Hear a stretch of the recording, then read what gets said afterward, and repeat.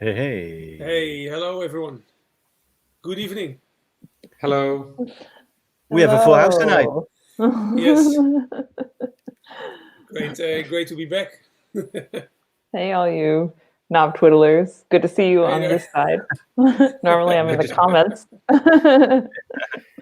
Yeah, exactly. Yeah, good to see you all. Thank you for having me here tonight. great to see you too. Good to see you. Are you going to say something, Albert? No, I'm just gonna be quiet. Albert is just listening. Just hey, what's going on? Yeah. We spent a nice day here in the studio. Okay, cool. Yeah. Yeah, we were in Willem 2 Studios a month ago or something. Yeah. Yeah. It's a place in Den Bosch in the south of Holland, and they have a couple of studios. There's two studios. One is Mhm. equipped with some classic old synths, and their centerpiece is the ARP 2500, Oh, and nice. they have a 2600 as well, and some Surge stuff, and I believe some Moog things and Korg. Yeah, and a Synthi in Oh that yeah, room. the EMS Synthi. Yeah, so some really good stuff. And the other room is uh, basically, I wouldn't call it a studio. It's more like a performance instrument, right? It's like a built. There's a whole wall of testing equipment, like yeah, which was not designed to make music originally, but it's put there so you can make music with it. And Like it's like oscillators and stuff. But then yeah, oscillators, to filters, to measure. Okay, Pulse generators. okay. yeah, Yeah, pulse. There's like this pulse train, so you could sequence pulses. Mhm. Yeah, that is basically measuring equipment that works in the audible range. Yeah. Yeah. Okay. Interesting. yeah, and basically they built a studio so people can visit there and do sessions and workshops and stuff like that. But we use the the testing equipment for one afternoon and just recorded everything to stereo. It was there was not really much mixing going on other than making settings between the sources. But we ended up with, I don't know, 4 hours of 5 hours maybe even of Okay. recordings. It's And a lot of today, material. yeah, today Wow. we met here in the studio to work on. Yeah, to make selections and to see how they sounded and EQing them a little bit. So they're all stereo recordings. So it's basically take it or leave it. You know, it is Yeah. what it is. Mhm. Um, but yeah, some really cool. We found some really cool stuff. Really nice stuff. Wow. Yeah, you Brilliant. imagine it's very dry and yeah, just pulses and filters. So like not that complex, but we figured out a way to make a tape delay out of the old tape recorders.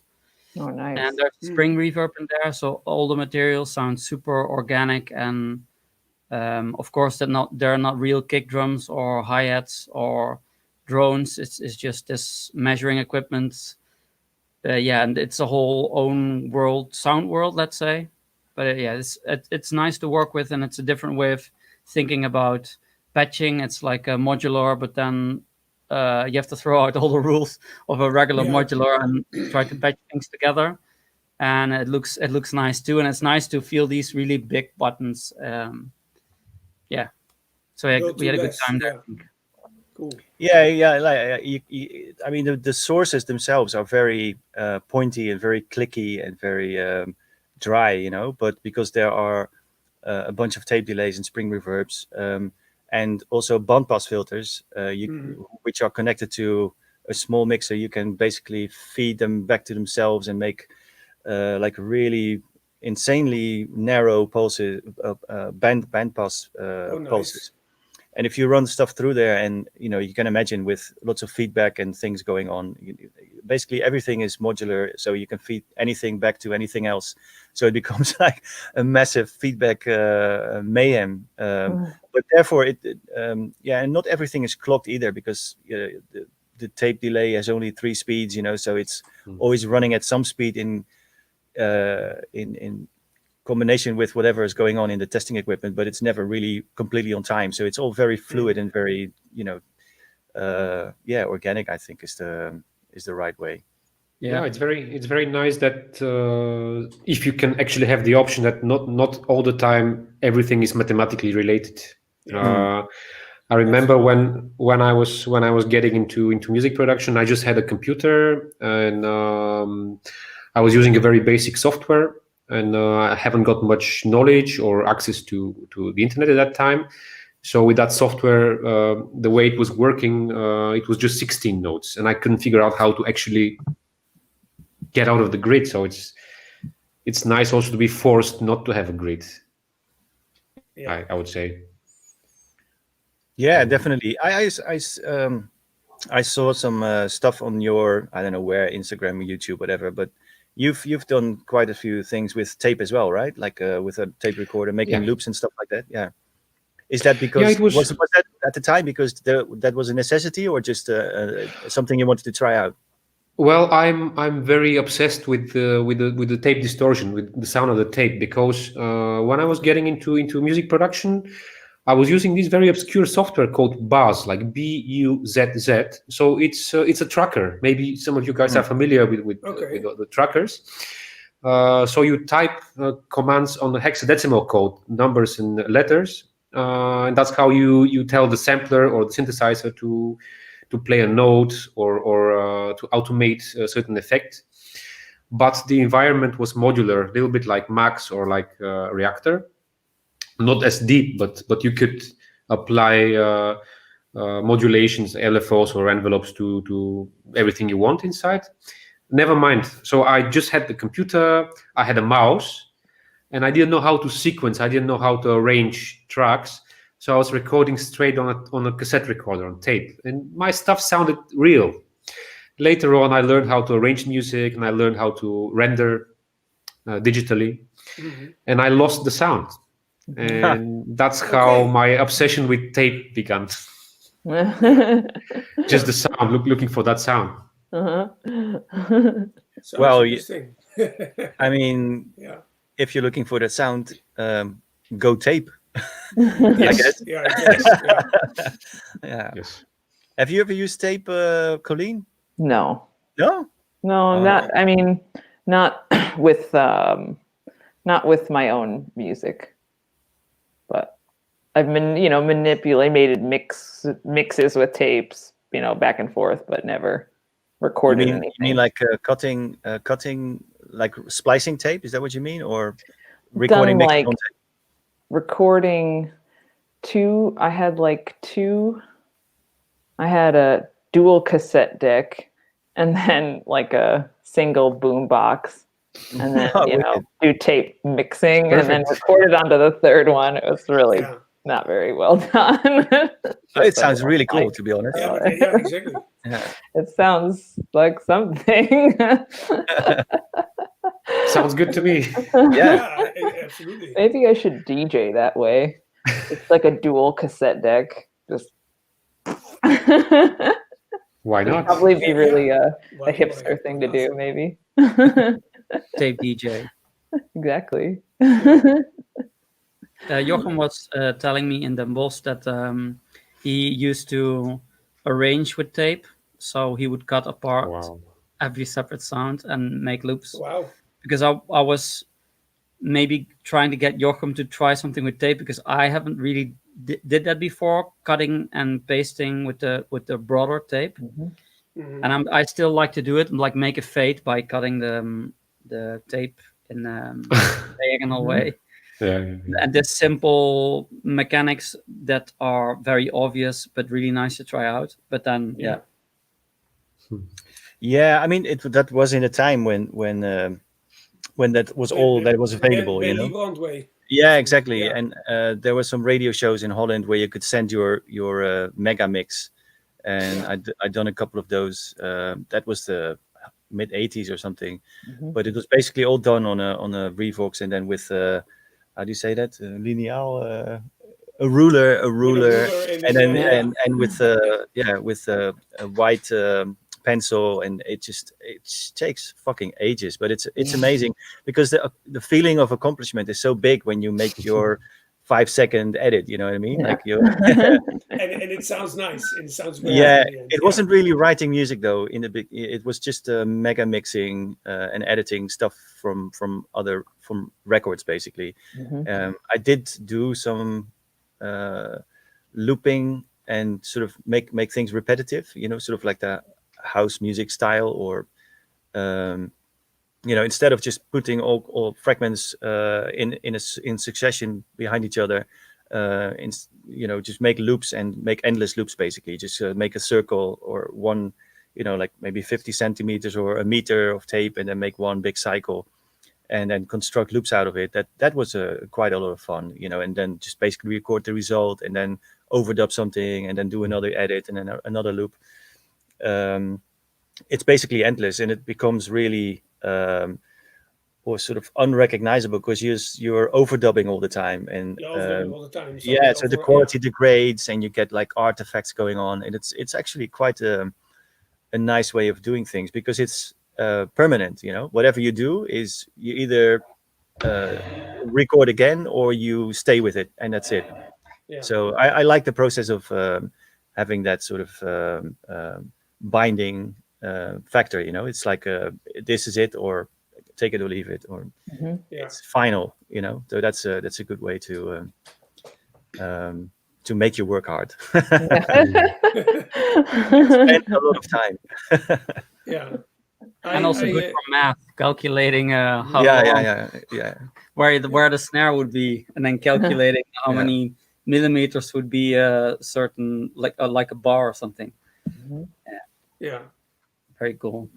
I didn't use tape like that, but a long time ago I made some dub techno that from the sound card I recorded it onto an old Revox recorder, but with a tape that was a bit worn out already. So in purpose, or that's what you had? Yeah. On purpose. So you get this coloration of the overall sound of the records, and that turned out really, really well. Nice. And that's what I like about tape. Tape, of course, has a certain sound character, but when it's a bit worn out, just like with a tape delay, I think as well, is you get this sound coloration that I really like. Yeah. And the other thing, one other technique we applied in Willem 2 Studios was feeding the tape delay back to itself, and because the sound changes every time it passes through the cycle, because it's basically a new recording every time, you know, like an overdub every time, or not an extra cycle. If you do that and work the EQ while it's feedbacking, you can basically change a sound from some really rumbly, crazy, bassy sound, you know, and make after maybe 50 cycles, it's sounding like a hissy, high, really thinny sound, you know. So it's and the other way around too. You can just introduce frequencies which weren't there, and those start feeding back on themselves again and again and again. So you can build. So you can basically design sounds or build sounds or evolving things by just feeding back to each other, to itself, basically. It's cool. It's really nice. You have to watch your ears though. If you're too, if you're not too careful, you can blow up speakers and eardrums and everything. But, well, I have to say, I have a hearing damage because of the tape. So it was 2000, year 2009, and I just started to have some gigs, and I already had some records out, and everything was starting for me internationally. So one night I was just experimenting at home. I had this tape cassette deck, so I was just going back after the sound of tape. So after 5 hours of distorting shakers and hi-hats on tape, I had this three head tape deck, which was basically working like a plugin. It would play back simultaneously what I'm recording. So I was using it like a plugin. Mm-hmm. So in 5 hours time, basically distorting kick drum plus hi-hats, I thought, okay, enough for tonight. And I went to the toilet, and I heard this noise, and I thought, oh, maybe it's my neighbor's washing machine, but it was not. and now It's there ever since. it's there ever since. Yeah. What? Wow. Oh my! Wow. Okay. That's even more impressive that you I'm can laughing. work through that. I'm laughing now. No, it's not very heavy, to be honest. It's just a tinnitus. It's tinnitus. It's Okay. it's very quiet, and I guess it works in the same way like if you have a mechanical clock in the room. Mhm. At some point, your brain just ignores it. Right. So maybe now, since a couple of years, I don't really hear it. I know it's there if I go to a super quiet place. If I close my ear, if I focus on it, I can hear it. If you focus on it, you can hear it. Yeah. Yes, but it's not bothering me anymore. So it's not a really big problem. But the moment you realize that your body is not the same anymore, you lost certain ability. It was quite shocking at that time for me. Right. And as music is my life, I was like, wow, I'm not perfect anymore. My hearing is not perfect. So it was quite depressing. And then everything started for me in a great way. So it was a loss, but then it was a gain. Yeah. But be careful with tape. It's dangerous. Yeah. And feedback loops. Feedback, yeah, absolutely. Yeah, I mean the tape even saturates it somewhat. When you feedback your sounds onto tape. So there is a kind of natural limiting going on. If you do this with digital stuff, with a completely digital signal path, it's much worse. Say it's even more dangerous. Yeah. But, by the way, sorry, I go on. I just saw somebody. As always, every week I'm completely ignoring the people in the YouTube. Sorry, people, but welcome everybody who is joining this chat, and great to see you here. There was somebody asking Monimon, sup Monimon, can you ask questions here? Yes, of course. If you have any questions for Robin, Colleen, or KiNK, or Albert, or Jochem, or me, go ahead, and we'll try to answer them. So I see that Mr. Monimon has already asked a question. Oh, right. Okay. Let's see. Let's just draw this in. Let's give Monimon the first dibs in the question. To Lady Starlight and Albert, your music has been very inspirational for me, and I was wondering how you guys generally approach making a song. Okay, well, do we have an hour? Maybe Colleen, you want to start? Well, first of all, thank you so much. And it's interesting because I was going to ask that question of all of you, of how you your workflow of how you go about doing things. But for me, I would say it mostly always comes, I never have an idea of what I'm going to do when I go into the studio. I just have like a machine I want to work on. And I always start with the lead. I never start with percussion. I'm always very lead focused, and then the percussion comes next. So that's always the thing. I kind of write a lead and figure out. Also, if I have a new, it's very gear based. Like, ooh, I have a new sample that.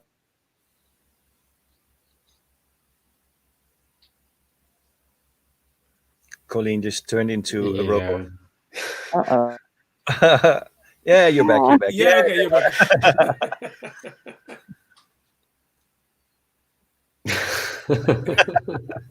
This is very funny. Okay. You guys should sample that. Sound pretty cool. Yeah, exactly. Okay, let's have that. We waited it out. Mono machine. It works. Okay, good. I started with my mono machine again. I listened to really old. I went through like my hard drive and tried to like get rid of a bunch of things that I didn't need. And then I found all these tracks from like 2014. And I'm like, and I thought, of course, you're thinking, oh, so shitty, what you're working on like a long time ago. And I'm like, this is amazing. And it was all the mono machine. So I was like, okay. So I wrote some tracks today. I focused on. She's keeping her secrets. Yeah. I don't know. I don't know how it works. I just write a lead sequence. and then I work around it. It's hard to say, you know what I mean? I don't have like I just go into the studio and make noise and see what happens. And most of the time, nothing good happens. And then sometimes it does. I also work a lot for my live set. So that forces me to write tracks because I'm always playing live. So if I have a gig and I always have to do something new, so I have to write tracks for that. So yeah, it makes sense. So you have like a motivation to get something started because there is a purpose for it, basically.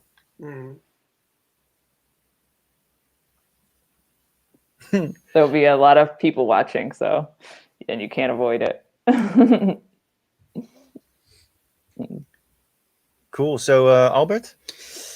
Well, the last years I was able to work in these studios in Den Bosch a lot, so I recorded a lot of material there. There were times over the years, I'm doing music for 20 years. There was times where I start making a beat, and there's times where I start with the lead or the background. And the last years I've been focusing. I noticed that the music is a little bit more musical if I start with the background and the leads and the bass line, and then add the drum sounds. Yeah. And the last year, since I did so much recordings in Den Bosch, also I recorded Ninha on prepared piano at in this concert hall with very nicely mic'd, and we spent the day preparing. So I got all the separate notes and chords, and so it's a whole custom sample pack. And what works best for me is I throw these long samples in and just pick a random loop and start with something really random and then try to make something out of it. So the loop will give me something that I can put some percussion on, or and then sometimes I use that same loop in my granular synth. So I make everything from the same source material. And it's so recently it also has been in the box a lot. So I'm in the studios recording all these parts, and then it works. I'm way faster than working in the box. I guess that's it. Yeah, and that way I can also do more material in a quicker time frame. I also notice that sometimes I can work 3 months on a track, and I don't hear the difference with a track that I can do in an hour. Mm-hmm. So now I'm trying to. I even call the series 1 hour, and I try to do the whole track in 1 hour, and then just throw away the stuff that I don't like, and keep the ones that I do like. And my production has been a lot higher, and I just keep the things that I like. And everything keeps being or stays a lot more spontaneous. Yeah. So it's like, so when you start with a loop, you basically scoped around it until you have something, and then does the original thing, the original sample that you used as a starting point, always end up staying there, or is it sometimes? I think 60%, 70% of the time the sample stays in, but sometimes it's very boring, the original thing, so I take it out. But I like the idea of doing something bad, so it's a random loop that doesn't work, and then I try to make everything work around that. So it's a very annoying starting point, and I like that. Yeah, but it probably it goes somewhere, you know. So if it goes somewhere, that somewhere might be very interesting. Yeah, I mean, you get set off on the wrong foot, and I think that's it. Yeah. Yeah. I think I don't know who is the quote coming from. I thought it was Picasso. There's nothing as bad as a good start. So once you start on something, and the first few minutes is like, things can only go downhill. From there. Go down. Yeah. That's an interesting quote, though. Yeah. Yeah. I was sorry. No, Yeah, it's a delay. Sorry, man. Yeah. I was gonna ask Robin if he, because the question was directed to Albert and Colleen, but maybe you can talk about your. Yeah, well, lately I'm very fascinated about atmospheres and sound design and stuff like that. So the music that I produce lately is like very abstract. Often, not always, but often still very danceable, but very abstract. And I just use my equipment a bit different now that I try to make certain sounds which are not melodies, but certain atmospheres. And then from there on, I add beats with it, and I just see where it goes. And sometimes I end up with something very abstract, maybe only a piece of ambient, and sometimes I end up with a like a prime time techno track, and another time I'll end up with something dubby. But basically now what I'm trying to what I'm doing is I just grab one of my machines and I try to make like abstract sounds and atmospheres, and that's how I start lately. Yeah, and I find it very interesting as well. Yeah, instead of melodies. Yeah, we get these questions a lot, like how do you make a track? that's a very but the honest thing is really we just do something and see where you can take it. I mean, everybody has their own way of getting started. It can be something abstract, or it can be something that puts you on the wrong foot. So you have to kind of work your way around it, that could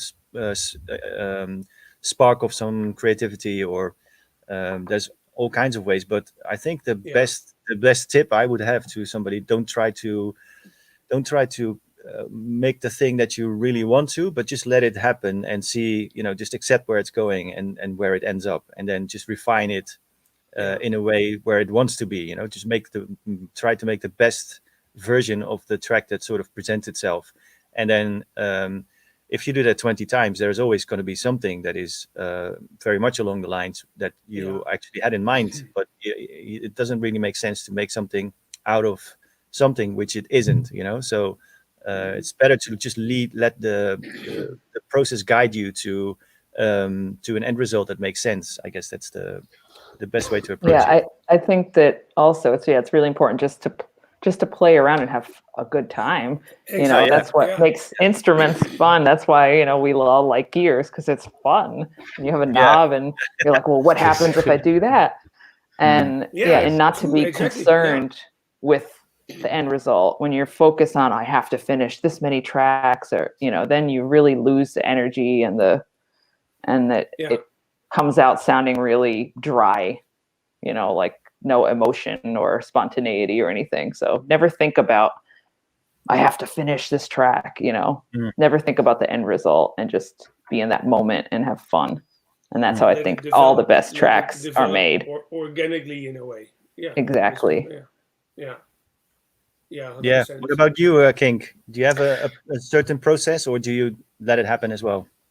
I have a certain process, but I wanted to share my opinion about the easy beginning, like we mentioned before. I was talking to a friend of mine who runs a label, and he found a certain problem. When he is receiving a demo, which is like a very short snippet, a very strong idea, undeveloped idea, and normally he loves it. And the problem is somehow his imagination finished the track. And then when he's hearing the finished idea, it never lives up to the expectation. So he stopped listening those easy beginnings. And I guess the moral story is if you have things going on, if everything is working out, finish it fast instead of putting it on storage. Be quick with your idea, capture the vibe when it's still there. Also, I have a certain problem. I have a project, different project called Cyrillic. So it's more on the techno side, and the whole idea was quite inspired by Jeff Mills, seeing him playing with record players and a drum machine, and I thought, why not playing very basic loops instead of tracks and making the beats with a drum machine. So very quickly, certainly I had some bookings, and very quickly I made loops which I loved. I made them with a at that time I discovered the Modular, the Eurorack system, and I was very fascinated by it, and I got the sound very quickly, and I got these loops, and I was using them for the live sets, hybrid DJ live, whatever you call it, because using CDJs and the drum machine. And the time came when I had to finish actual records based on those sounds. I had maybe over 100 loops, and I'm still stuck with it. I'm totally blocked, and I cannot finish. And the loops are amazing. I love them, but I made them maybe most of them maybe 4 or 5 years ago, and the vibe is not there anymore. So I had this. Why don't you just release it as a sound pack then? Yeah. Yes, I'm thinking about it. I'm thinking about it because I cannot progress with this anymore. But my approach is generally for making music. I'm still adjusting now. So many years now into it, and I'm still learning. And I tried forcing creativity. Sometimes it works, sometimes it doesn't. If I'm lucky, some days I have inspiration, I have a quick result. So I don't have one recipe, unfortunately. I cannot share one way. It's still a struggle. Sometimes it's still a struggle. Yeah, I see somebody asking here, Ek Dojo. What's up, Ek Dojo? What do you think when you're doing nothing good after 2 months? I think, to be honest, Ek Dojo, start worrying when it's 2 decades, 2 months. Yeah, exactly. Yeah. Keep going. Of course. Oops. Yeah. I think it's a matter of trust to like your. After a while, you have to start trusting yourself, and there's also weeks where, at least I don't do any music, so I think it feels like it comes in waves. Sometimes I just have to sit down and do music, and sometimes there's weeks where I don't focus on it, and I don't have the feeling I should sit down and do music. So I think it comes and goes, and you have to trust in this coming and going of I mean, I don't believe that or I think there are very few people that can be creative every day all the time and churn out, like great stuff all the time. Not me at least. No, definitely not. Yeah. But KiNK, what you're talking about with those loops, I have exactly the same problem because I write just loops and loops and loops for my live set. Yeah. And people are like, oh, why don't you just record it and turn it into a track? I'm like, it doesn't work that way because it's all about mixing them in and out. And it works well in a live set, but it's not like you can, it's not that easy. Seems like it would be easy, but it's not. What about this idea? You send each other's send each other's loops and then finish it. That's a brilliant idea, actually. That would be amazing, actually. We'll talk after. Wow. Yes. That would be really cool. Yes. So maybe we'll do that. Yeah, but KiNK, I know the feeling. Of course, I think everybody who makes music does. You have something, and you've basically exhausted the material, and there's nothing. Exactly. Nothing. Basically, you squeezed everything out of it that it has in it, and so the result or the end result was basically not to become a track, but it was the fact that they played a role in your live show, and maybe that's what it is.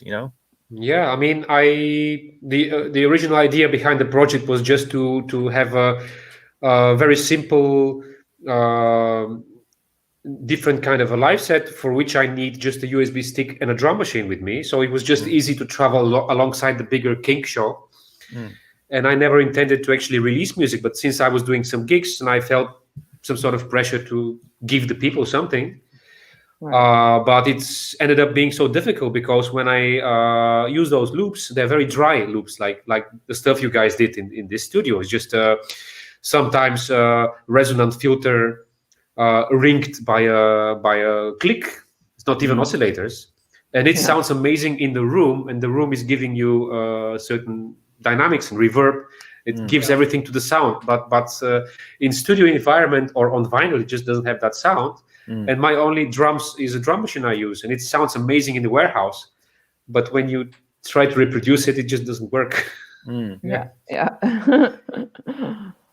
I think somehow Sleep Archive is able to do it and just release those short tracks that are really just a loop, and there's really nothing changing in the loop. And I like that idea. I still like that idea a lot. I'm interested in the idea of releasing shorter tracks, because so many people are looping anyway as they're DJing, or at least I do.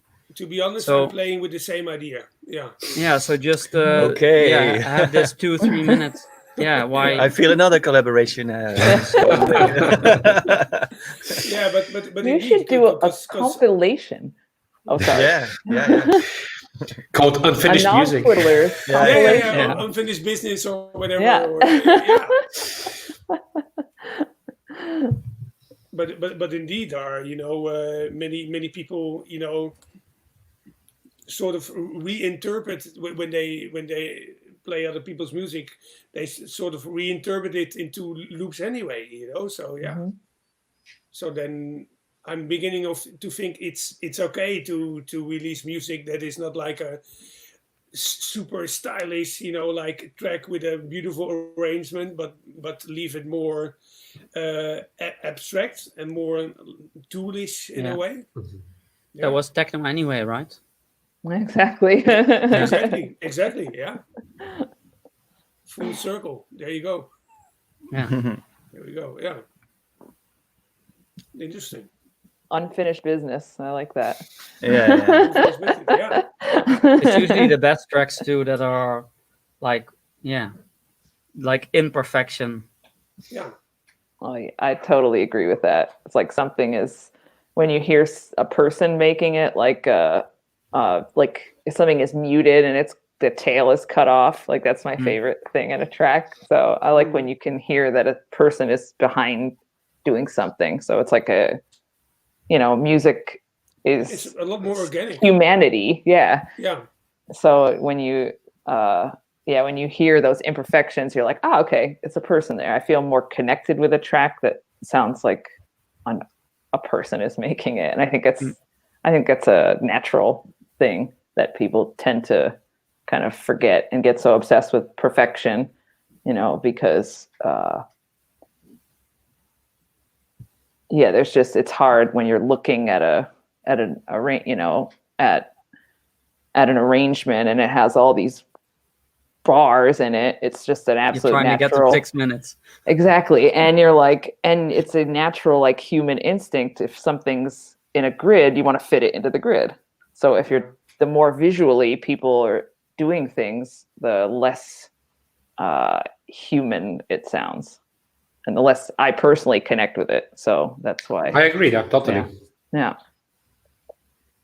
But there's not everybody can afford a lot of gear, so it's you got to do what it is you can do.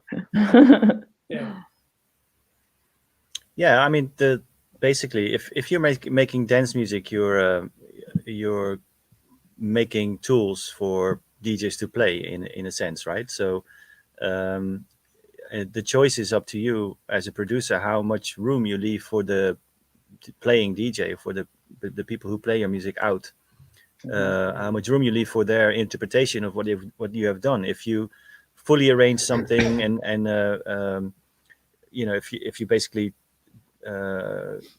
design every aspect and at every point in the track to function in a certain way, then there's really nothing they have to do, or it's sort of, you know what I mean? And if you keep things more loopy and more open, then it gives the people who play it out a bit more room to improvise with it. So you can look at it from both ways. That's a good point. People who are actually like traditional DJs who are selectors, play songs or records. They tend to play more finished tracks. But if you look at a lot of techno DJs, or house DJs, they're just as happy playing a track that is pretty much the same thing for 6 minutes, you know, Yeah. and then just manipulate. Yeah, you can make your own breaks, and you can, you know, you have much more freedom how to layer it, and at what point in the track you can layer with something else, you know. So it gives it the performer a bit more flexibility. So you don't necessarily always have to make a song out of your loop, you know. You can just leave it as a loop and just you know, put it out in the Call it a world, and then day. people, yeah.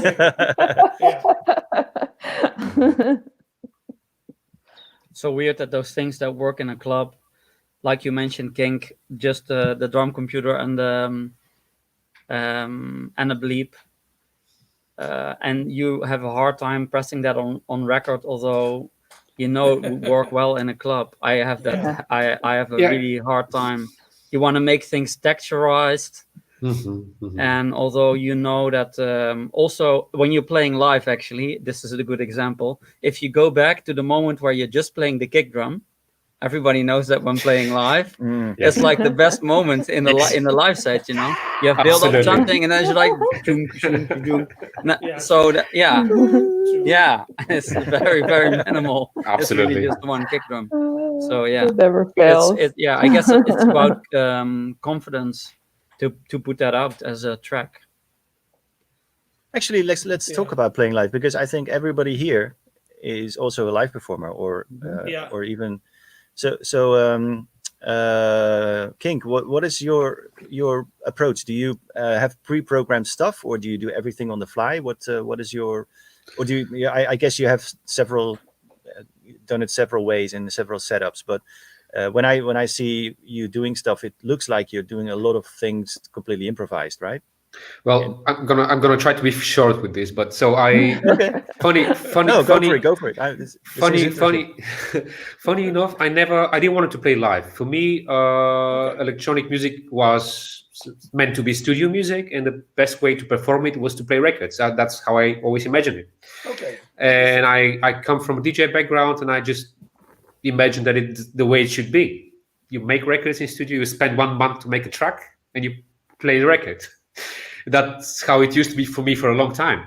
And then I started releasing some music. I got a booking agent. I had a very short living DJ career internationally, which stopped. I guess it was the time when I got the tinnitus. I canceled a couple of gigs, and everything with DJ just dried out. And my agent told me, hey, look, I can sell you better. There is a big demand for live acts. You have a good catalog. Maybe you should play live. And I thought, yeah, I can maybe try and make some connections and jump back to DJing, because I totally didn't like the idea. And I said yes, and I had to do it. And my approach to playing live was like a DJ would do. So I imagined... instead of using stems and dealing with channels, I would play locked grooves from my pre-masters. So I would just cut loops from my pre-masters, and that was the concept. And I thought, I'm going to do 5 gigs, and that's going to be over. I'm going to come back to DJing. But it happened that everything worked out so well, and I don't know, 11 years later, I still play live. Mostly 99% of my shows are live. And the philosophy is still the same. If I want to play pre-recorded elements, those elements are normally 1 or 2 bar long loops from my pre-masters, containing everything: kick drum, the bass line, all the elements. So if I want to isolate, remove the bass or the kick, I just high pass. So I have a combination. I have low pass and high pass filter on the master in parallel, so I can just isolate certain spectrum of the frequency of the loop. So if I feel like so that's the pre-recorded part. I have those loops, which are pretty short, and they're just repeating forever. And then I have the option to record I have a little keyboard, so I can play bass synthesizers or solo kind of synthesizers. And I have a drum machine, and I have a laptop which is make it possible for me to play different percussions, and I can record them as Midi and overdub. So let's say I start with a pre-recorded loop, and if I feel like having a new bass line, I just high pass the original loop and I play the bass. I put a kick from a drum machine. If I feel like I'm making a new melody, I low pass the original loop. I play a melody and I loop it. So starting from a point when there is a pre-recorded element, I go to an improvised moment. So I can go both ways. I can play completely improvised set, but to be honest, you guys know that the crowd is different and the vibe is different in different locations where we play. So sometimes you just have to. People just want to hear something familiar, and people just want to hear your records. And I feel like it's my duty also to deliver. I mean, I have a responsibility to make people happy.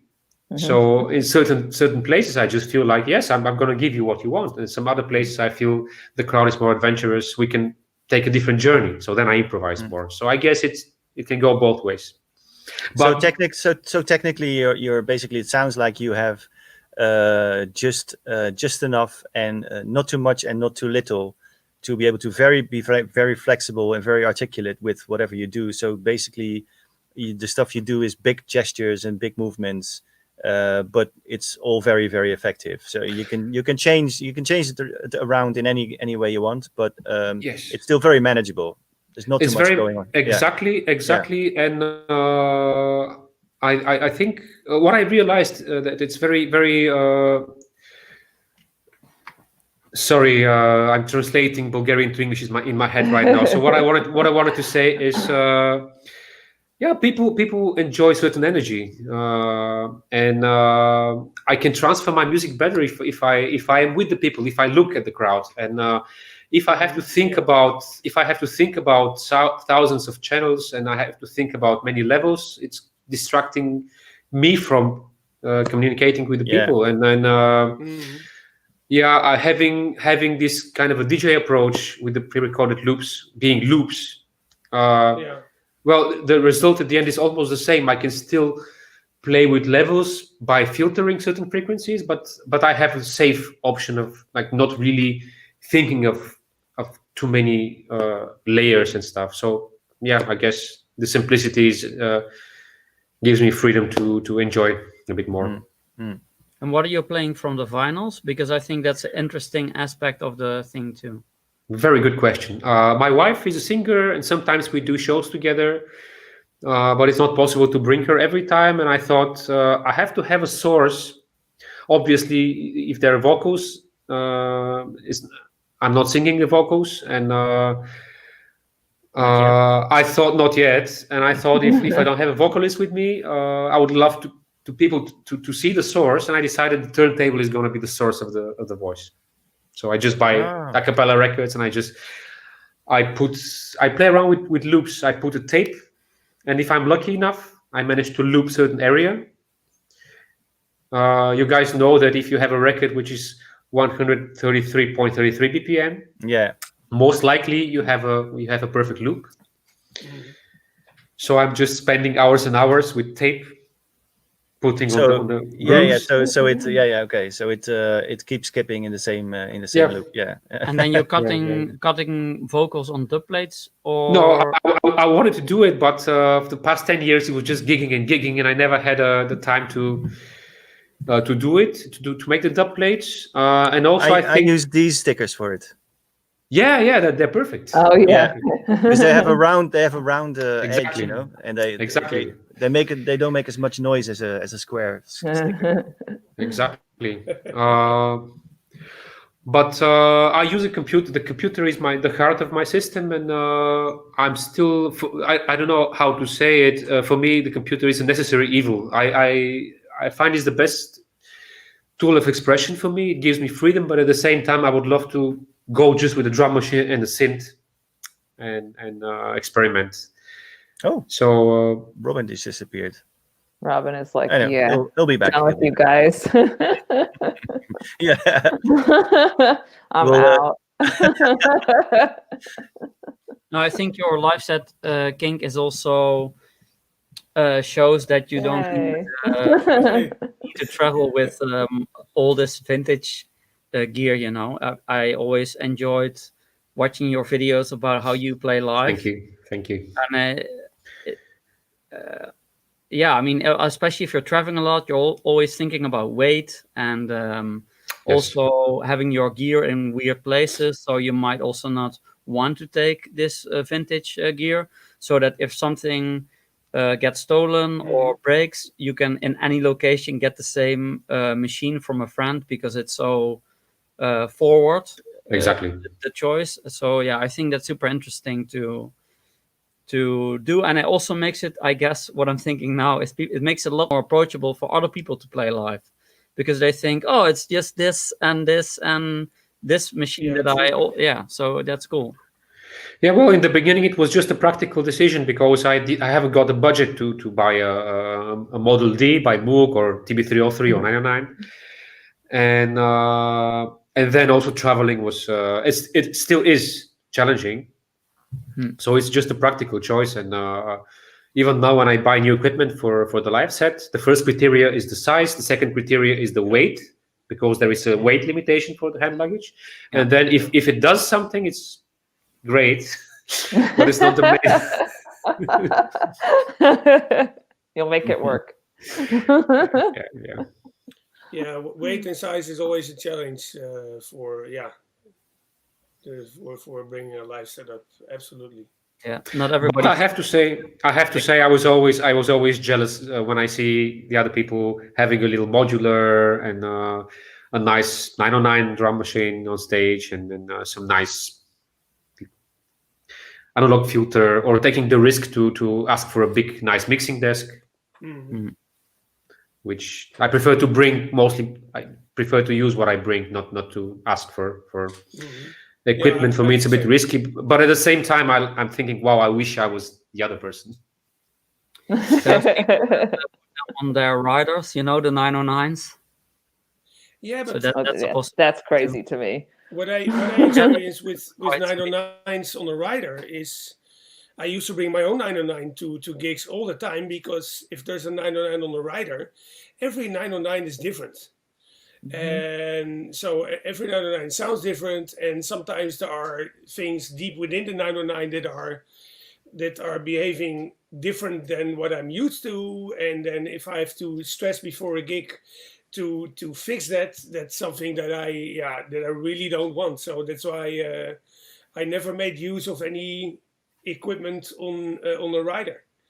I even still bring my own DB4 mixer, which is like my mixer, sound card, FX processor, and MIDI controller all in one, because I trigger Ableton with the mixer, and I even bring that because I know that my equipment works as it should, But that's a personal Trust thing. No one. That's a big thing to say. I completely agree. You know what I mean? Yeah. In the old days at the rave, we used to even bring our own table and like long power cord. Oh, that's amazing. We just walk in and set up. Try to be part, look like we're a part of the sound system, and then eventually this squatters are like, I guess these dudes are serious. So Awesome. Yeah, that's amazing. They always worked every weekend. No, I think it also comes from when you things have gotten so much more professional, and if you've been doing things a long time, you know that if you don't come prepared, that no one's going to have anything together for you. So it depends on sort of when you started, how developed events were, because it was always just like, a mixing desk, we have one. Exactly. There was no didn't used to what cables, what exactly. You're like, you need some power outlets. Oh wow. So I think that productions of techno events have gotten to such a high level, which is absolutely great. But if you're accustomed to the past, that you don't trust anybody with anything. Yeah, absolutely. And nothing is worse than, like you're saying, when you arrive to a gig and you're stressed out, like bad set, no question. That's the like number one thing that goes wrong is you arrive and you're like a mess. So and nothing is arranged, so you need and you're stressed. The crowd can see you're stressed. Exactly. So I always try to avoid that. Yeah, me too. And I had it on a festival in Germany last year, where I was playing a surround sound set, and nice. there it's called Fusion. Oh, I played the Fusion festival last year too. It's a great festival. Then we played the same festival. It's the best. And absolutely. But due to a misunderstanding, they didn't have any cables from my sound card to their special mixer, and because it was a surround sound set, I needed 5 or 6 cables or something, because it's not stereo, it is surround. And so my set started like an hour later than originally planned, because of the lack of cables. But then Fusion being Fusion, it doesn't matter, everything is okay. People stayed there waiting for an hour for me, waiting to play. And in the end, everything went great. So, fantastic. But that's one of the examples that where I you're always try to avoid normally. I'm going to try to be a nice host and give people from the comments a chance. Okay. This one's from Yannick. Yannick, what's up? Yannick Colette. Hey there. Apparently he's tried to ask this before, but what do we think about the new Roland products, the SH1, the TB03 versus the originals? I don't think any of us want to start a war here, but I mean, let me say that I think it's absolutely fantastic that we are living in a time where there is so much affordable equipment around. If you are an aspiring producer or you want to have fun with gear, it is. I'm not saying it's little money, but compared to what it used to be. Especially in the 90s and the 2000s, you can buy for a reasonable amount. You can buy quite a lot of gear, and you don't need to own the originals of all the vintage stuff to do anything proper. You can use cheap boxes that are out now and that are made in big batches, so they are cheap and available everywhere. I think that's absolutely fantastic. That's great. If you really want to do a comparison of the audio between those old and the new ones, of course, the older ones have more character, more dynamics, and they're easier to work with because the knobs are bigger and they just have more character, I think. But it doesn't mean,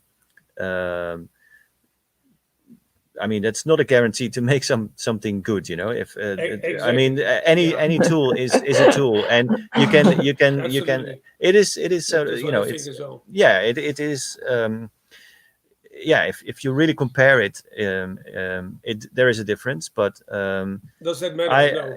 Again, if you whatever you use to, you can use anything. That's even stuff that isn't supposed to make sounds, or that is not supposed to be used for making music.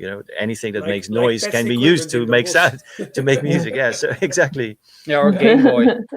But I mean, it's way closer to anything. It's much more. It's much better and much more. The workflow is much more true to the originals than just using a bank of samples. It still has this sort of machine feel. The way of programming is pretty much the same. You do this step sequence type programming, which makes you do things differently than if you write things in a grid or when you program something on a screen. So a lot of it is the same and get you the same results. The sound might be a little bit different, but I don't think it. To be honest, I wouldn't. If I had to change one of my originals to a new replica, I would still be able to do something interesting with it. So that's just all I'm saying. You know what I mean? I don't know what you think about that, Colleen, or Is it? I think that that it's the ideas are more important, and if you can get like the basic sounds, especially for a live set. I mean, the new ones are so small that they're great, and it's portable to travel with. Absolutely heavy, but built well, but small. That's really, I like that about them, and I think that you can, like you said, Joachim, you can make anything non-musical sound musical. So if you can, put it through effects processors and the way that you record it and compressors and stuff, and yeah, it's if you can get the basic ideas down there, and that's more important than the actual gear. And sometimes things that don't sound so good give you a sound too, like a cool sound that's not super polished, and there's nothing wrong with that. Not having to spend a lot of money doesn't mean you can't have a great, unique, creative sound. So yeah, that's what I'm saying. And these times are absolutely amazing for that. There's so many things out there. The offerings or the stuff that is available, small desktop synths, Eurorack stuff. It's just absolutely insane how many things you have access to these days. It's amazing. Crazy. Yeah. And then it encourages. Oh, go ahead. I wanted to add that the TB303 was, I guess, a cheap clone of a real human bass player, and it was. It's TB303. It doesn't relates that well to a human bass player. So the new clones are cheaper versions of some of the classics, but they don't. If we use them differently, if we don't try to achieve the same result, we can come up with something better. So the clones are pretty good, pretty close to the originals. I wouldn't say better or the same, but I think the focus of the artist should be how we use those clones differently, not to emulate the originals. It's what Colleen said in the beginning. The whole thing is just about having fun with machines, and you can have as much fun with a cheap replica or whatever as with an original. I don't think there is a. It's about the ideas and about having fun. So. And your music doesn't have to sound like any classic synthesizer, I think. That might be an eye opener for people too. People can do their completely own sound with filtering field recordings to sound like percussion or whatever, and sampling those. Sure. So I think also those replicas or whatever, like the new versions of the same old machines, make you think you need these classic synthesizers, but a sound palette is a lot more broad than any classic synthesizer is. So absolutely, you shouldn't be it shouldn't be overwhelming the amount of machines that you're able to get, because in the end it's just about a simple idea or whatever you have at hand to do music with, even if it's just a cracked version of Fruity Loops or whatever you want. You're into Audacity. Yeah. I love Audacity. I'm getting into it, actually. All the options. Okay, cool. Audacity. Can you sequence in that software? I haven't figured it out yet. I love the effects. I think the effects are great. You can multi-track, but I don't think you can sequence. Okay. You can layer things. Yeah. But they have some really good sounds. Maybe I'll try to make a whole album out of Audacity. See what happens. Yeah, like a 2-track editor type stuff. So you have record a stereo file into it and then just chop it up and have every. Yeah, I used to do that. There was this. I think they stopped making it on after OS 10 happened, but there was this 2-track editor called Peak that I used to death in the early days. They stopped, but Bias Peak, Yeah, and there was this plugin or part of it called SFX Machine. I don't know if anybody remembers, but that used to be my process for a long time, just to have a stereo recording of a track which was sort of finished but had some kind of structure to it, and then just zoom in on every little snare or hi-hat or a chunk of music and just process the hell out of it in very almost like tape editing, just have a stereo micro edits in your stereo track. That used to be a lot of fun. And there's not really anything I know of. Yeah, maybe Pro Tools, but there's no real just a dedicated 2-track editor that does things so flexible and quick as Peak did in those days. Yeah, Mhm. correct. Maybe if anybody knows a 2-track editor in the comments, Yeah, drop it in the comments. Yeah, because I'd love drop it to in the know about it. comments. You can still do it in Ableton or in Logic, but that just being restricted to It's different, yeah. just actually editing the waveform rather than selecting a part on the timeline. Made it sort of more freeform and jazzy. You know what I mean? Yeah. Mhm. There's some real cool drone artists that just work with these small Tascam tape machines. I like that idea too, of just looping and layering. Maybe you have an effects pedal and just this little tape machine that you tour around and just do. Yeah, there's a lot of like Instagram clips or people also doing these small setups with tapes, and it can be very cheap and minimal. And I like the look of it and the sound, and can be super basic and cheap. It's interesting, I think. Julianne says you can do that in Audacity. I know, but it's not as quick for me. It's a slower program for some reason. The Peak used to be ultra fast. That made it fun, because you didn't have to. I mean, I've kind of figured out the navigation in Audacity. I use it sometimes, but still, I'm kind of looking back at the days where the same thing was done in Peak, and it was so much quicker. Anyway, I should have another go. I always get a bit frustrated with it, maybe because Peak is still in my sort of muscle memory and my system. Anyway, thanks for the tip. I'm thinking I still have a very old laptop here with Peak on it that works. Oh. Yeah. Like the first, it doesn't matter. Old laptop, anyway. Yeah, maybe I should visit sometime. An Bring old it school Peak. over. Old school Peak session. Yeah. Yeah, 3 minutes. Really? Do you have the SFX, the sound of the SFX machine with it? I would have to look. I would have to look. Yeah. I'll have a look later on.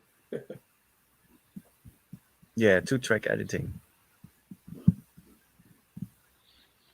Joachim is seeing if there's any good questions in the comments.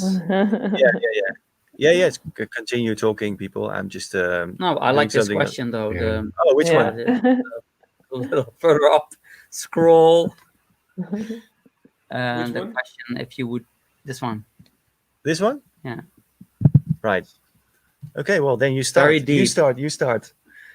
The question is for everyone. That's a good one. Yeah, for us from Saudade Music, I think you would pronounce it. Sorry if I butcher your name, Saudade Music. The question is for everyone. If you could travel back in time and meet your younger self from the time you started making music, what advice would you give them? Yeah, that's a nice question. So Albert, what would you give yourself? what kind of advice? I think would it's you a give great question. I think something in the line of stick to your guns, and also, I guess, not to worry too much and just focus on Exactly what you're doing and don't do any. Yeah, don't worry too much. I guess that's it. I would have the same. Don't worry too much. It's gonna be okay. Just follow. What you envisioned to do, what you feel is good, and But I've always done it anyway. If I would give myself advice from me in the 90s, I would say start the trance genre. Become rich and famous. Like the good private one. jets part. Yeah, exactly. The Las Vegas residency. Okay.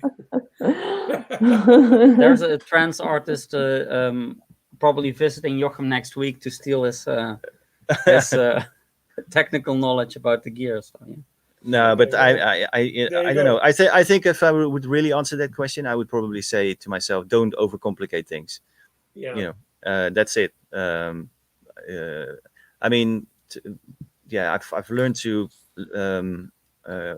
be way quicker with deciding whether something is worth working on or not. So I've become way quicker in ditching things and deciding whether something is good or not, or worth keeping. And in the past, I've made not a mistake, but I used to.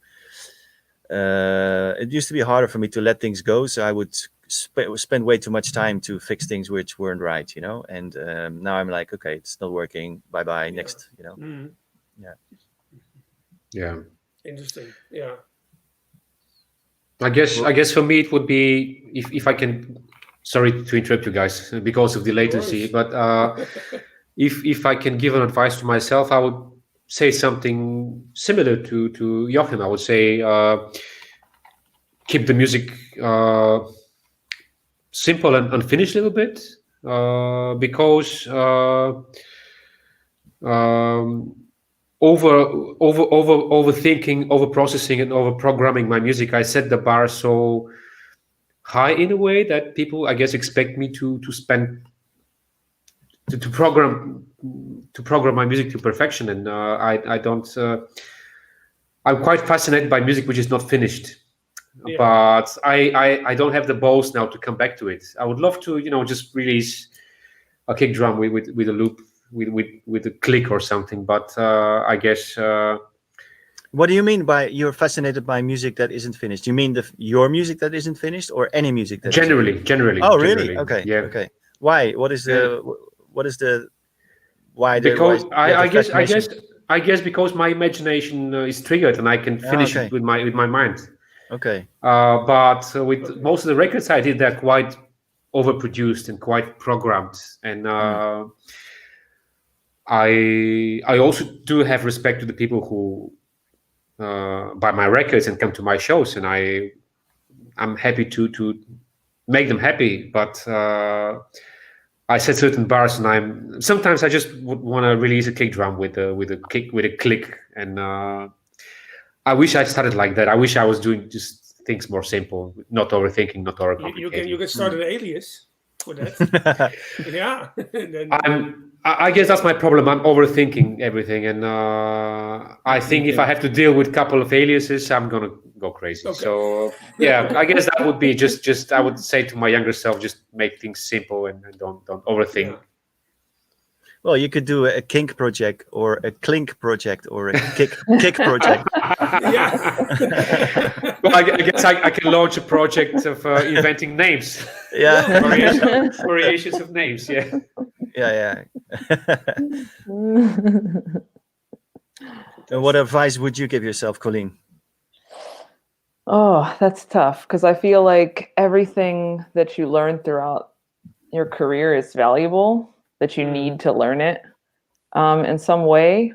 So like, you need to make those mistakes of learning what not to do by doing it, unfortunately. But yeah, I guess I would just remind myself that everybody starts, not knowing anything. So it's okay to just not know anything and do it anyway. Don't let your lack of experience stop you from doing it. You'll figure it out later. And that, and that people don't expect not to get, don't get,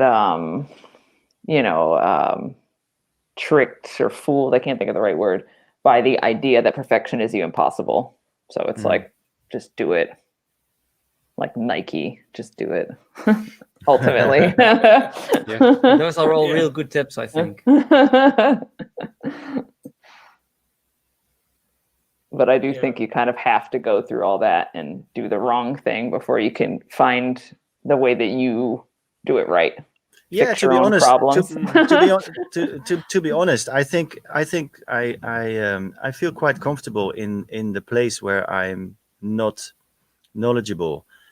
So now and then, probably most of the time, I try to do things, at least some part of the process, in an area which I'm absolutely a newbie in. Like it can be anything from using something which you haven't used before, a synth or whatever, sequencing or like a DSP thing, a computer program or whatever, or you limit yourself in other ways. You just basically restrict yourself in such a way that you, with a little setup which is almost impossible to do something like a full production on. Just you have to really squeeze the whole thing inside out to get something useful out of it, or just try to go into a direction you haven't tried before. So the whole the process of discovery is as important for me as and as satisfying for me as getting a result that I like. And usually it's if it's in uncharted territory, at least for myself, it can be totally worked out by other people. But if it's new for me, it can sometimes be that extra push for me to give me the edge of achieving something that I haven't done before, and having fun with it. So yeah, try things that you are not familiar with. Can actually be fun. You're out of the comfort zone. Out of your comfort zone, exactly. Yeah, I think I can't make tracks. I don't have inspiration unless I'm doing that in some way. I just get so bored, when you can get in a zone, and then the really great stuff that I like is always happening when that's happening, where I'm like, well, let me try doing it this way, or writing it. I'm starting to write at a much slower BPM because I feel like it's getting a little bit out of control at the moment with the really fast, and I'm very guilty of it. Don't get me wrong. What is slow? What do you mean? Like in 129.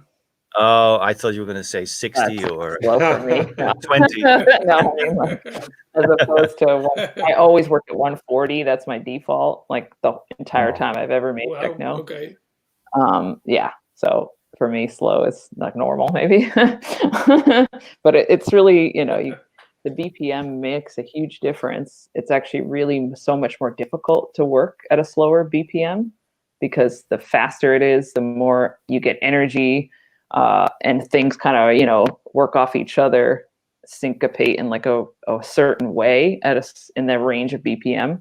And so it's like almost like I'm starting over. So it's really it's not fun because I feel frustrated, but it's ultimately, it's keeping me inspired. So, but that's really important, I think, to work at just always set a challenge for yourself. And then that's when you come up with exciting new things. Yeah, these strategies are probably as much as important as actual skills on machines. It's if you can make up all kinds of rules or strategies to get started. It like in the beginning, Colleen said it can be a machine which gets you started. Just I'm going to focus on this machine and see what happens. But it could also be a rule, like something a rule you just invent. You're not allowed to do this or that. Yeah, exactly. Yeah. So I saw Marcus showing up. Marcus. Hey, Marcus. Hey. Hello. Marcus asking a very, very touchy question. He says, "What will be the next piece of gear you're going to buy and why?" I think we're all probably closer to selling gear. Right now. The Synthi 100. I want to buy the Synthi 100. Yeah. Okay, Marcus, the Synthi 100. Yeah. Why not? But the Behringer version.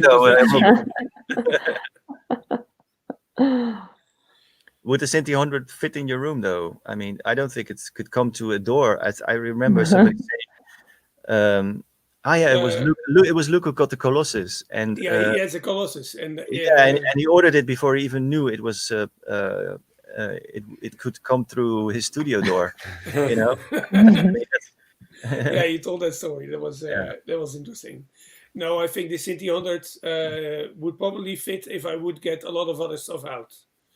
But on a serious note, if I wanted to buy new gear, I think some effects and coloring things like, you know, that OTO boom I find very interesting.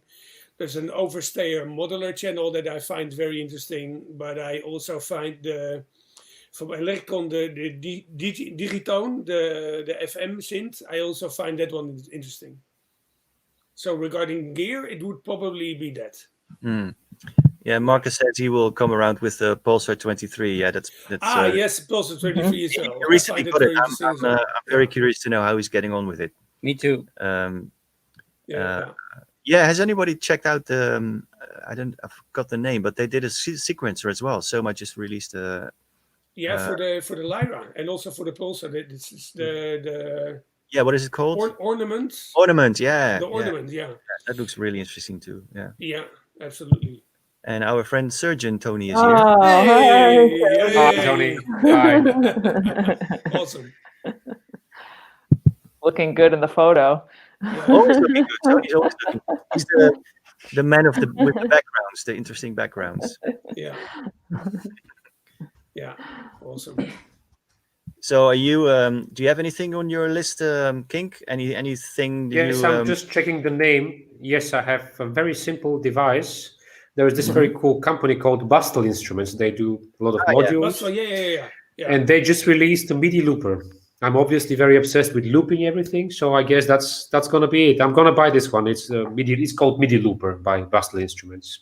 Right, and what does it do? Just is it sort of like it has a continuous input, and then when you press yes, basically command, and it loops a certain amount of bars or something. Yes, you can. You have a couple of channels, so you can connect a couple of synthesizers to it, and basically you can loop the MIDI information. You can manipulate the loop length and so on and so on. So I'm still not very familiar. I just saw the product just a couple of days ago and haven't studied it properly. But it's a pretty small box, which is amazing for traveling. And basically it's enabling me to loop and manipulate MIDI in real time, which is amazing. It's gonna give a new life to most of the keyboards I have. Yeah. Okay. So this is it for me in the moment. But basically, like Joachim said, I would rather sell stuff because I mean, and I don't have a massive collection, but still having quite a few bits and pieces. I found I'm spending a lot of time in the studio doing cable management and not really being creative. So as much as it's inspiring to have machines, I'm also losing a lot of time. So I'm thinking of downsizing, and I would say just this MIDI looper. And I became quite curious about the Wasp synthesizers because of the Behringer reincarnation of Wasp. There's this cheap digital synthesizer from back in the days. Behringer made a clone. Yeah. But I'm just interested into filter. So Doppler, they also make a Wasp filter. So I guess I'm going to get the Doppler module for the filter. So I guess those are the two things I'm going to get. Okay. Yeah, the Wasp is nasty, man. It's yeah. I think there's a Robin friend showing up. Oh, you. Awesome. So you had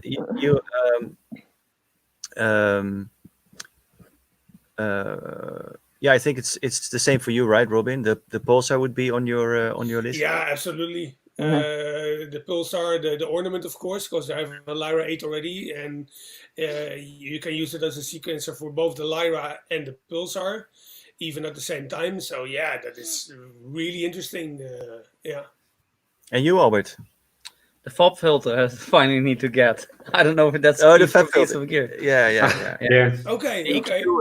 I mean, I see it all the time, and I heard it today, and it's so.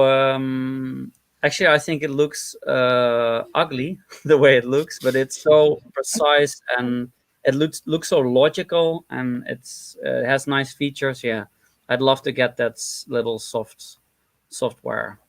Yeah, it's a nice helper thing, you know. It doesn't have any special character, and that's exactly what it's supposed to be. It's a very transparent EQ, and the cool thing about it is that you can have it detect frequencies which are peaking. So there's a mode in where it sort of analyzes the waveform, and it shows you where the nasty stuff is. Usually you can hear it yourself, but it's just easy that it just points it out, and you can it gives you a starting point basically. So you can see where it's happening, and then you can drag things down to remove the nasty frequency that you want to get rid of, and then you can make it dynamic as well. Okay. So it's whenever it shows its ugly head, it dips itself. And it can be very narrow and very wide. It's totally surgical, and it's transparent. There's a risk of overdoing it because it's so transparent, but at the same time, it's a really easy and effective tool to get spiky, narrow frequency bands, to remove them, and dynamically as well. I use it mostly to remove stuff, to be honest. I don't EQ with it.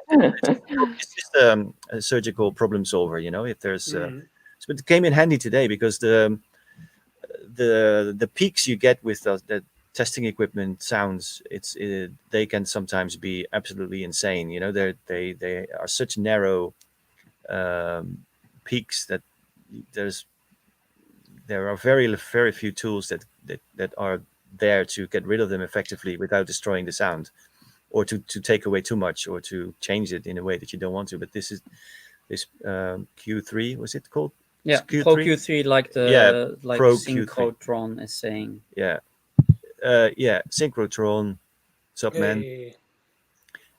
Yeah. That's the one we're talking about. The Yep. Fab Filter Okay. Pro 3. Yeah, it's cool. So that's on your list then. That's on my list. Yeah. Awesome. Nice. But it never ends really, doesn't I it? know. With gear and other stuff that's interesting. I think that there will always be something that is that we would want because something new is coming out, or something interesting, or whatever. I think it never ends. There's this one from Odd John. That's another thing I'm hearing lots of things about, the Zen delay by Erica Synths. Has anybody tried this? No, but I heard a lot of good stuff about it. Yeah, I saw some examples, and it looked amazing. To be honest, I don't need another delay. There's so many delays. But I call just one more. yeah, I mean, yeah, of course, if I would have one here to try, I would love to get my hands on one. But the one that I've been using lately, as far as Eurorack delays, is the Magneto is one of my favorites. The Strymon Magneto. It's so musical, it's a really musical and warm sounding delay, and there's you can basically control every aspect of it. It's basically 4 loopers or four delay lines, and you can make it loop, you can make it pitch shift. There's a spring reverb emulator in there as well, and it makes everything sound expensive and nice. And it's I would say, it's an instrument by itself. So you can, with very very few sound going into it, you can get massive modulations and basically whole worlds out of it. It's quite a trippy machine. Yeah, the Strymon anything, like you put anything through and it sounds amazing. Yeah. I have just the pedals, but like the dig, that's my favorite delay. And you just put the most weakest sound through and it's like yes. Cheating. Yeah. Strymon and Eventide are those, boxes that make everything sound luxurious. like a luxurious glaze layer. Yeah. Anyone into polys? Flagship synths like Moog 1, or for example from Square Methods. Square Methods. To be honest, there's a bunch of polys here, like all the older ones. I'm to be honest, I'm not a poly guy. I don't think this is specifically he's specifically talking about poly synths though, but flagship synths of any brand are usually the bigger polys we know. So I'm interpreting it like that. Yeah, I looked into the Moog one, but to be honest, that's one of those machines, especially along with other flagship synths. You have to really dedicate a huge amount of time to them to really justify dive into the it, purchase. It's just I would hate to have something like that sitting around doing nothing, or to use it for for one track or one project. I haven't come across one lately that makes me go, okay, this is something I'm gonna really dive into and make my sort of staple flagship synth. So I don't know about you. You, Robin, have you? Well, I have an Access Virus B, which was the second Access Virus, and is I admit it's most famous for the synth being used on Tiesto's first album or first major album, and I almost never use it because I don't like the interface. It's very complicated to get simple, straightforward sounds out of it that I like for my music, instead of like the huge like trance-ish presets that are in it. So I rarely use that. And the only other synth, sort of polyphonic synth that I'm using here is the Lyra, because that's theoretically that's 8-voice polyphonic. And that has a sound character that I really like. So I'm also not really a poly guy here.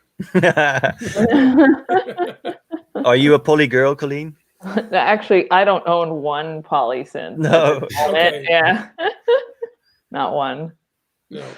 I got when I moved, I got rid of everything, and I don't like once you get into modular, it's really hard to work with a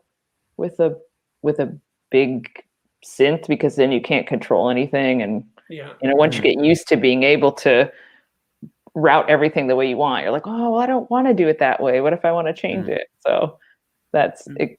The more you work with modular, the more difficult it is to invest the amount of money in something that's already been decided for you. So that's, I object to being restricted. I want to be free. Yeah. So I'm not a I have girl. to. I have to say I'm quite fascinated with the polysynths, especially if you use them as a monosynth in a way, because when you don't play when you don't play chords, but when you let the different notes layer after each other, and if you apply some sort of pitch modulation, you get magic. Okay. And that's a very interesting thing I discovered on a long flight from Asia back to Europe. I had this Jupiter 8 clone by Roland, the boutique Jupiter 8 clone. And I had so many hours in the plane. It's just a little box on batteries. So with this synthesizer, it was quite difficult to actually program chords, but it's a polysynth. So I discovered the amazing result of using it as a monosynth. But when you have more voices, the each note is layering with the one which is being played, and I get quite obsessed with polys. And I bought a couple of mostly new machines, and unfortunately I'm still in the journey finding the right poly, because with the old ones I don't want to deal with servicing.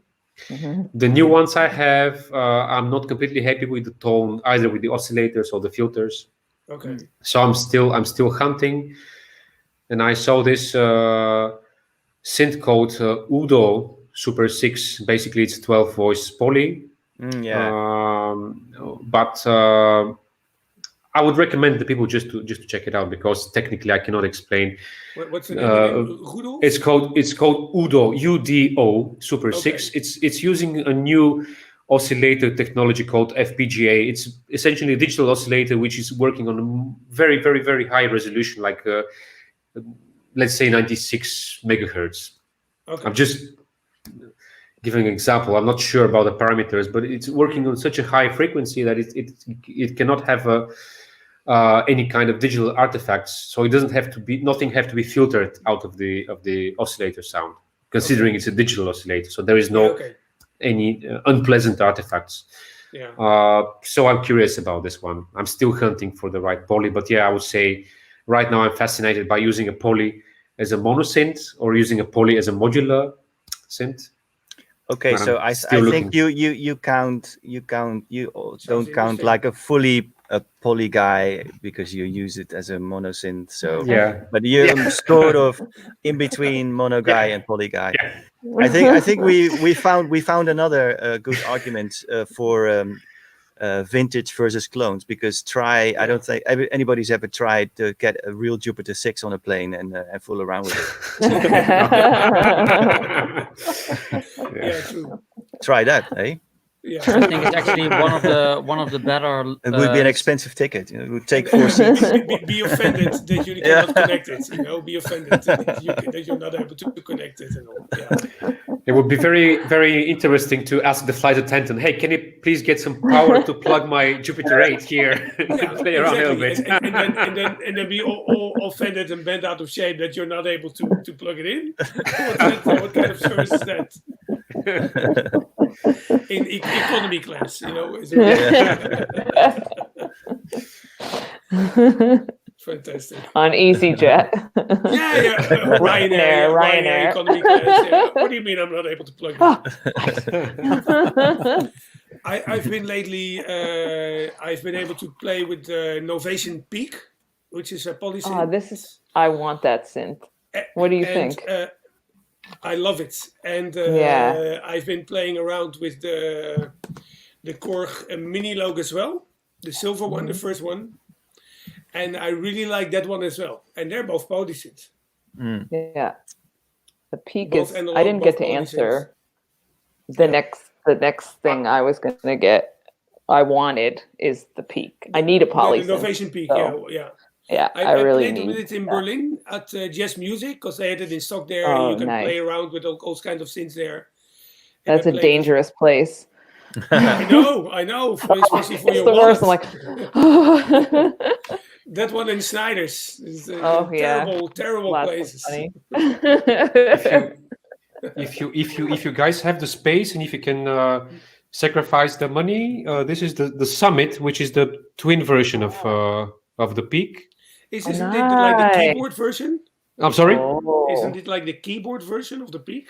It's basically 2 peaks in the box. Twin peaks. But two peaks in the box. Yeah. Twin peaks, exactly. Yeah. But you have a lot of modulations put on top, so you have a lot of FM control. Really? It's so much more expressive. And it makes a very big difference. But the thing is, it's too big. So what's amazing with the Peak is that it's quite small, in a footprint, but still with a lot of control. So both are nice. I think probably that's one of the most. Those both are one of the most amazing synths that have been done. However, I think I'm half deaf in high frequencies. I wish the oscillators were a bit sharper. But maybe this is just a personal thing. Yeah. But the sound is very organic, very deep, and that's what a lot of people want. I wish the sound was a bit harsher. That's my only little negative comment. Okay. Too nice. But I have both. I use them. I used both Peak and okay. They're very expressive. For me, that's very important to have an expressive instrument. Do you find playing the keys important in when you use a poly, or is it do you sequence it externally? Well, the Summit is the first actually big keyboard I have.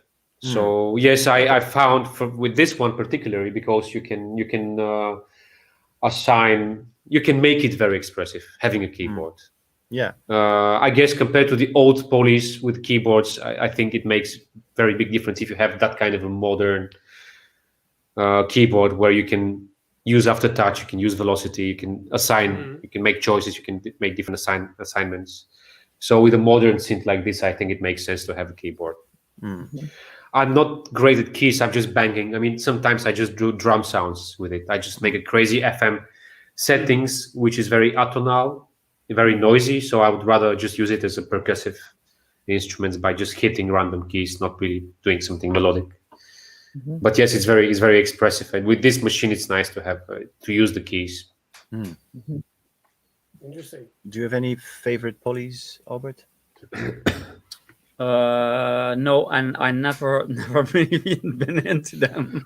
I'm just gonna disappear for a second. I need to get the power for the laptop. See you in Oh in yeah, a sure. second. Okay. Yeah, okay. I did think this boutique Jupiter, is it the Jupiter 8? This boutique, I think it's one of the better boutique boxes. That's not yeah. I wouldn't mind trying that. I think for a poly that would be nice and compact, and if you would try a poly. Yeah, I'm not that much into classical synthesizer sounds, to be honest. So I'm not really. Yeah. The Jupiter 8, you can play the Save a Prayer synthesizer sounds from Duran arpeggio, Duran, that yeah. song. Yeah. That's all the synthesizer sounds in that song are from Jupiter 8. So To be honest, from the big Roland polys from those times, I think the Jupiter 6 totally beats the 8. Oh. yeah, There's a 6. routing There's is a 6 different, here in the room, and the 6 is just it's capable of doing way more adventurous sounds. You know, the 8 is I hear that from very more classic. people, yeah. Very classical, big synthy, paddy sounds. You know, strings and basses and stuff. And the 6 is can be. It can be made sounding very noisy and very percussive and edgy and crazy. I like the 6 more than the 8, to be honest. Yeah, the 6 kicks ass. It's good arpeggiator too. Yeah. Oh yes, this one. Anybody has the Deckard Stream? That's from the Japanese company. What is it called again? Black Operation. Black Operation. Yeah. I just tried it at the Super Booth once, and I met Rob. Yeah. Or Bob. Sorry, Bob. His brother, Sorry that I called you Bob. Rob. It's very, very impressive, but I think it's hard to just check at the Super Booth. Like it's hard to check synthesizers at the Super Booth anyway, because there's so much other sounds there and people talking. So I didn't think I got the right impression. But I mean, sound-wise, it's very impressive. But I just didn't think I got the complete impression because of the way it's set up at Super Booth. Yeah, Deckard Stream. That's the one that cloned the CS80. CS80, and then there is one that does the Elka Syntax. That's a new one, I think. And there's another one. There's another one. All three of them are all three of them are really interesting. And to be honest, okay, so maybe that would I kind of made my mind up now. If I had to choose a new poly, one of those three, or maybe all three of them, that would be the one I think I would go for. What's the other one? It's the CS80, the Kimchi one is called Kimchi. Yeah. And let's see. I'm trying to. CS80 syntax and one other one, and I think it's the other one that I like the most. Okay. Anyway, but that's those are really nice sounding machines. I've got friends who have them, and they've sent me some stuff they've done with it. They're just really amazing synthesizers, really good stuff. Let's see. We are. Oh, it's already almost 2 hours, guys. Yeah. The Polycobol. The Polycobol. Yeah. Oh man, yeah. So the original Polycobol is an absolute beast of a synth, but it's probably one of the rarest ever. It's a French synth. But yeah, that's the clone is amazing too. It's the one by Black What I see is I said Kimchi, but it's key me or Yeah. whatever is Yeah. that's the clone. Yeah. Interesting. And that one Pasquale is asking, do you Again. think Grooveboxes will make a comeback? Oh yes, absolutely. 100%. They have made a 100%. comeback in this studio for sure already for a few years. If you want to choose between buy Tesla or Amazon stock or buy a Groovebox, buy a Groovebox. That's my 2 cents. Yeah, there's some My really amazing Groovebox ones. never went away. There's some really amazing ones. The ones that I think are my favorites at the moment are the EF303, which is an effects box by Roland, the DX200, which is sort of like a DX7. yeah, it's a DX100 Ish. with some control on with rotary controls and a sequencer built-in sequencer.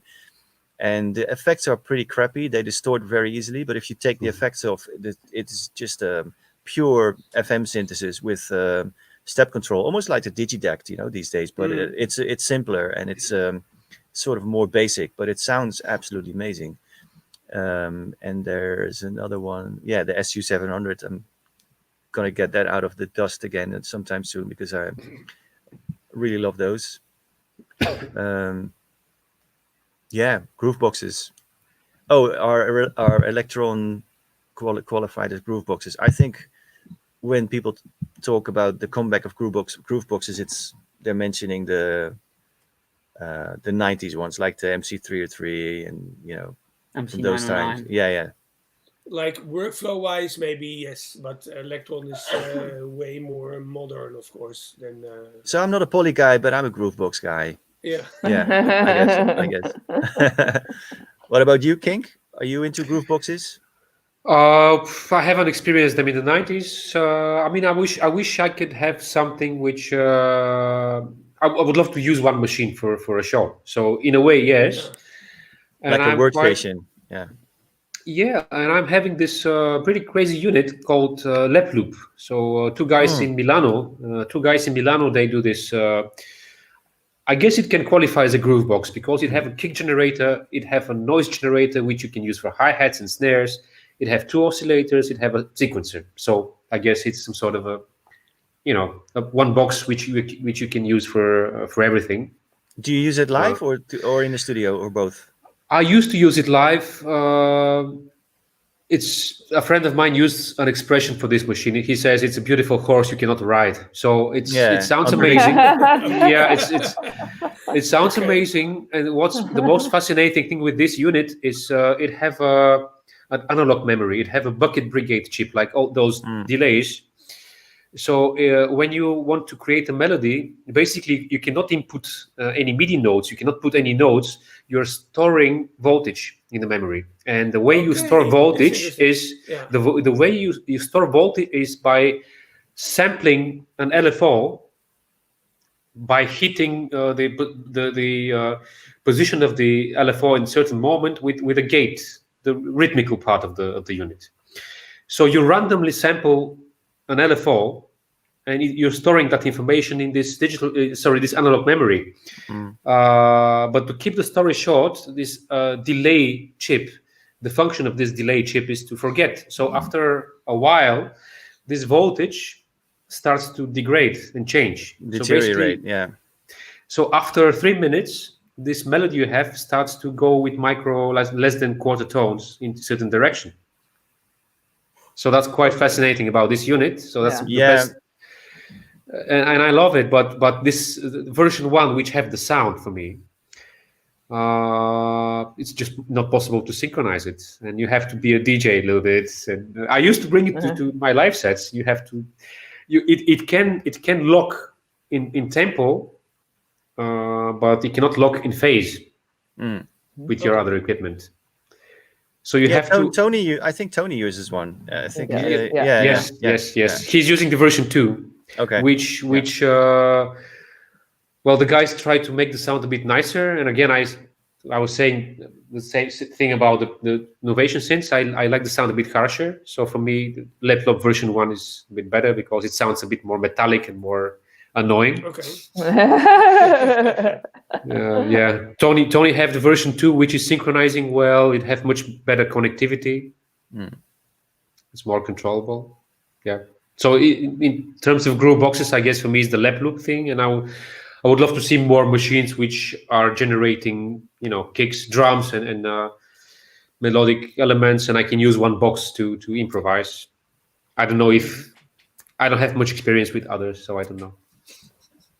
Yeah, I guess the things like the Octatrack and the analog rhythm, and they can probably do entire tracks from one machine, I guess. I mean, the separate outputs are a bit limited on the Octatrack, so it's.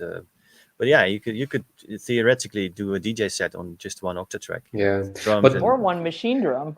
Or a machine drum. Yeah. Like a Groovebox. Yeah, all exactly. Of it. Yeah. And it has like 4. It has a decent. Oh yeah, I guess it's not that many. Oh, I'm looking at the mono machine now because it looks like the machine drum and it's replaced the machine drum. Like it's that's not the same machine. but the thing is, because I'm too lazy, I wish I could see more of those machines, and I wish them to be made in a way that you can compose on the fly, because I'm just too lazy to prepare. So I guess that's something I'm missing in the market at the moment. Grooveboxes, which you can program in real time. I think the Tempest is the best at that. Yeah, I sold my Tempest, but I don't like it, but it's a great machine. And that's the only good thing about it, is that it's really easy to do things on the fly. Electron is not really good for that. I think Roland just released something 707. Yeah, MC7. Yeah, it's MC707. Yeah, or 727. I don't know. It's a Groovebox, and there's a 101 as well, which is a scaled down version. And I think those are made especially with performance in mind. Like everything in one box kind of thing, with drums and synth. There's built-in synths and effects and stuff. I don't know. I mean, I kind of think the old ones are charming because they sound a bit crappier. Yeah, I agree. Yeah. I have 2 MC505s, but they're both back in the US. But next time I go back to the US, I'm going to bring one of them. MC505s. Oh, those are the bigger 303, MC303. That was the first machine I used to make any techno on, and it was great. It was the best boot camp for menu diving ever. But the amount of things you can do in that is unbelievable when you really get into it. So it was the best intro to making techno and hardware. So yeah, also for live. Yeah, exactly. Everything was just boom. With the little faders in the middle and everything. I also like that thing. Yeah. Last week we had Talisman on the chat. Yeah. And he uses the MC909 for everything. I was like, we were just talking about that, but no, it was because I watched the show last week. It wasn't us right. I was like, no, that was me watching y'all talk about it. Yeah. That's with the automat. Does it have motorized faders? Right, the 909, the MC909. I don't think so. The MC808 has the motorized faders. Okay. Yeah. It's so confusing because they keep reusing the 808, 909. I know, yeah. I mean, it's crazy. Yeah. No reason. MC505. Yeah, that's the one you mentioned. Yeah. Yeah.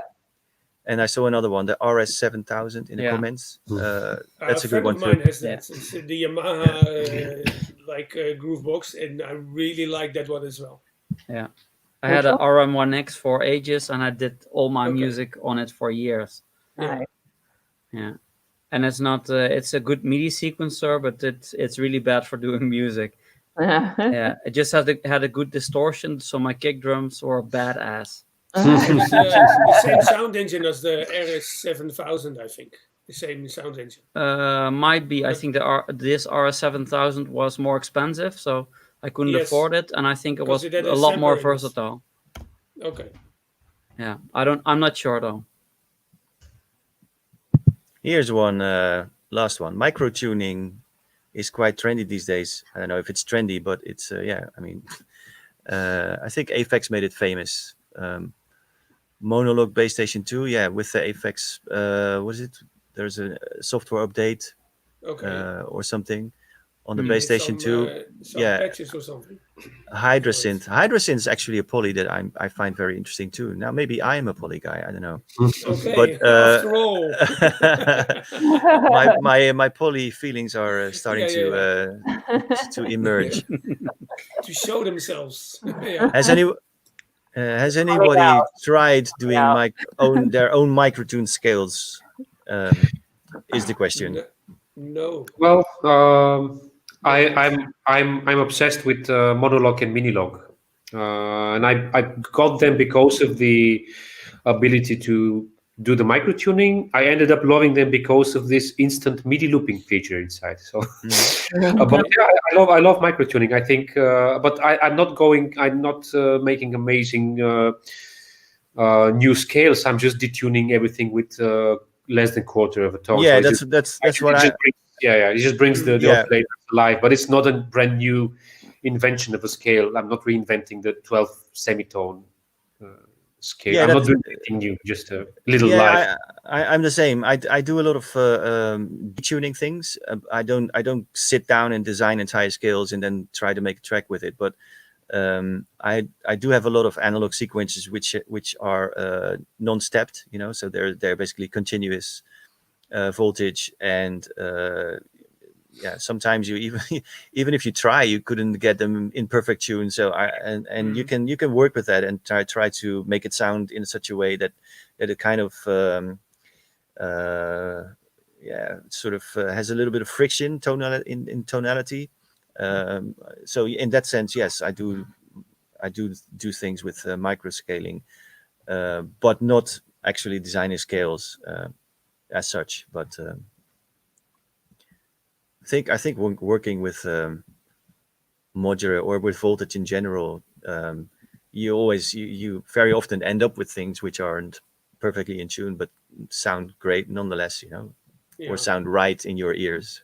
I would say unintentionally. I might do that, but Yeah. Yeah. not intentionally. To me, if things sound right, then it's okay.